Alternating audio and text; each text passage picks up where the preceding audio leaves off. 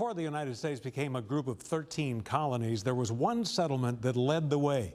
Brendan Cullerton shares how Jamestown managed to thrive in the New World.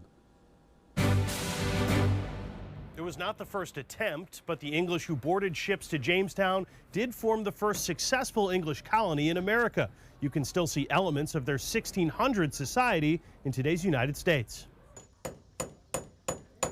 The first English voyage to Jamestown was 105 men and boys traveling to set up a military base in the New World. They found it difficult to transition from the English climate to the Americas. There's about a 3/4 death rate. It's about 75% of the people who arrived on the various ships coming to try to settle this did not survive. Laura Templin works at the Jamestown Historic Foundation, which preserves the legacy of the first English settlement in the New World.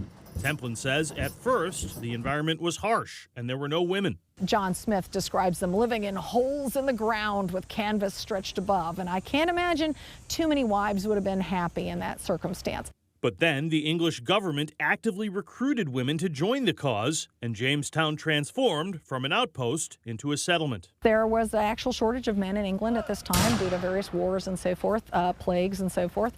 And so there were a lot of unmarried women, and they were willing to take the chance to come over here and find themselves a husband. From there, Jamestown started taking shape and growing into what the 13 colonies eventually became, including some of the darkest history in the U.S. We know that Jamestown is often looked at as one of the first recorded sites of people being brought here from Africa that will eventually turn into slavery. You can still see parts of the Jamestown Society in today's United States. The settlement is viewed as the beginning of our representative democracy. The church at Jamestown was where the first assembly met, and today's Virginia Assembly is a direct lineage tie to that first assembly here. The Virginia colony was eventually appointed a royal governor from England, but the colony and eventual state continued operating their own government all the way through the Revolution.